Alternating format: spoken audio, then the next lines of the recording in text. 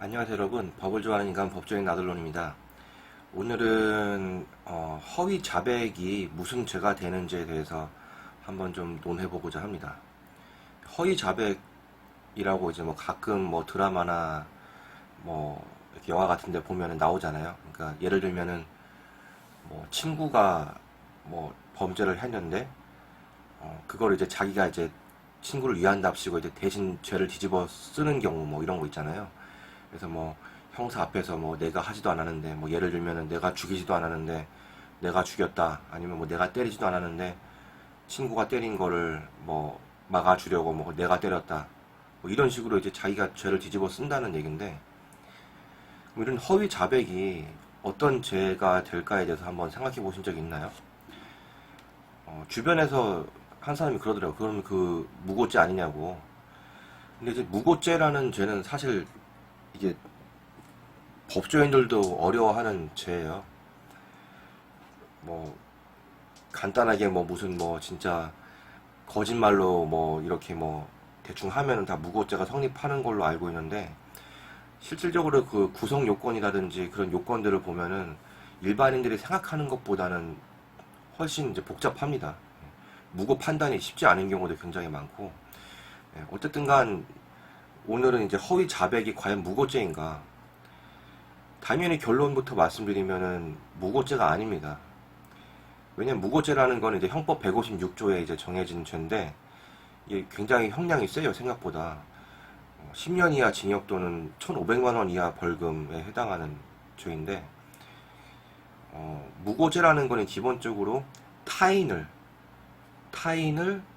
형사처벌이나 혹시 더 다른 어떤 처분을, 불이익을 주기 위한 그런 목적으로 허위의 사실에 근거해서 이제 그 공무원이나 뭐 어떤 뭐 경찰이나 뭐 이런 사람들한테 그런 신고나 어떤 뭐 고소 같은 것들을 이제 하면 이제 성립되는 죄인데, 그러니까 여기서 이제 중요한 건 이제 주체가 누구냐, 그리고 객체가 누구냐, 뭐 이런 걸 따져봐야 돼요. 근데 허위 자백 같은 경우에는 타인을 처벌을 받게 하려고 하는 게 아니라 오히려 타인의 처벌을 면하게 하고자 하는 경우도 많고, 어쨌거나 중요한 거는 타인을 처벌할 목적으로 신고를 하는 건 아니잖아요. 허위의 사실은 맞죠. 내가 하지도 않았는데 내가 했다고 자백을 하는 거니까. 근데 어쨌든 간 중요한 거는 타인을 처벌케 할 목적은 아닌 거잖아요.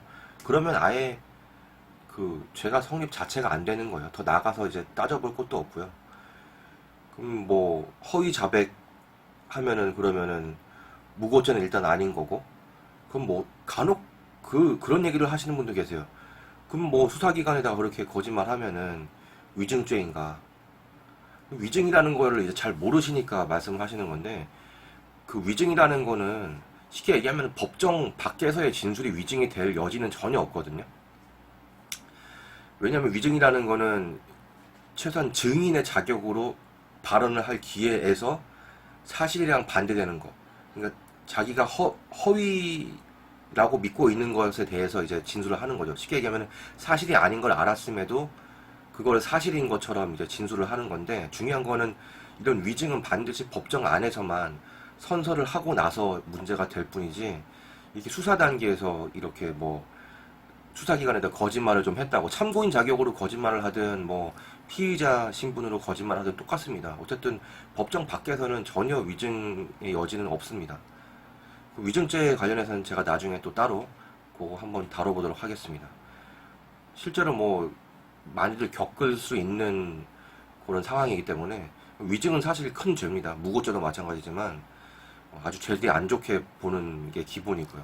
왜냐하면 형사사법 체계를 뒤흔들 수 있다는 약간 그런 느낌이 좀 있어갖고, 어쨌든 간 중요한 거는 허위 자백은 무고죄가 아니고요. 그러면 혹시 무슨 죄가 성립할까 궁금해 하시는 분들 있잖아요. 그럼 뭐 대나마나 뭐 그냥 한번 못 먹는 감 찔러나 본다고 허위 자백하면은 뭐 그냥 아무 처벌도 없고 그냥 믿져야 본전이냐, 그런 건 또 아니에요.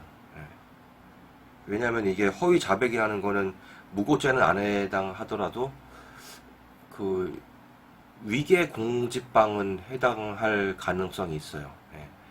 뭐 거짓말 몇 마디 했다고 이게 곧바로 무슨 뭐 위계에 의한 공무집행 방해죄를 성립하는 건 아닌데, 여지가 있다는 거죠. 따져볼 만하다는 건데 뭔가 적극적으로 뭔가 증거를 만들어서 뭐 예를 들면은 그럴 거 아니에요. 네가 자백 보통은 그 수사기관에서 자백한다고 해서 바로 이렇게 혐의를 인정하거나 그러진 않아요. 왜냐하면은 그거는 기본적으로 자백의 어떤 한계거든요. 자백만으로는 처벌을 할 수 없는 게 형사법 원칙이에요. 그래서 보강 증거라는 게 반드시 필요한데 뭐 최소한 뭐 물증이면 제일 좋고 아니면은 뭐 주변인 다른 참고인이라든지 어쨌거나 그 자백 하나만으로는 처벌을 할 수 없기 때문에 그 자백을 하게 되는 경우에는 뭐 보강할 만한 증거에 대해서 이제 수사관들이 이제 좀 추궁을 하게 되겠죠. 그런데 이제 그 과정에서 뭔가 좀 적극적으로 뭔가를 더 이렇게 만들어서 증거 같은 것들을 그래서 적극적으로 이제 그 수사관을 속여갖고 잘못된 판단을 하도록 만드는 정도에 이르면은 그게 아마 위기에 의한 공무집행 방해죄가 성립될 가능성이 굉장히 높습니다. 네. 그 어차피 형벌이라는 게 진짜 굉장히 까다롭거든요. 물론 범인을 처벌하기 위해서 만든 거긴 한데 쉽게 또 처벌할 수 없도록 만들어 놓은 게 또 그 형법이기 때문에 단순히 어떤 그 문헌상의 그 구성 요건을 충족한다고 해서 뭐 바로 처벌되는 것까지는 아니고 이제 그럴 여지가 있다는 것까지만 정확히 드릴 수 있고 뭐 개개 사안은 뭐 구체적으로 따져봐야 될 부분들이 굉장히 많습니다. 뭐 어쨌든간 오늘은 무고죄도 아니고 그러니까 허위 자백은 무고죄도 아니고 뭐 특별히 뭐 어떤 범죄가 된다고 보기엔 좀 어려운 부분이 있다는 거죠. 예.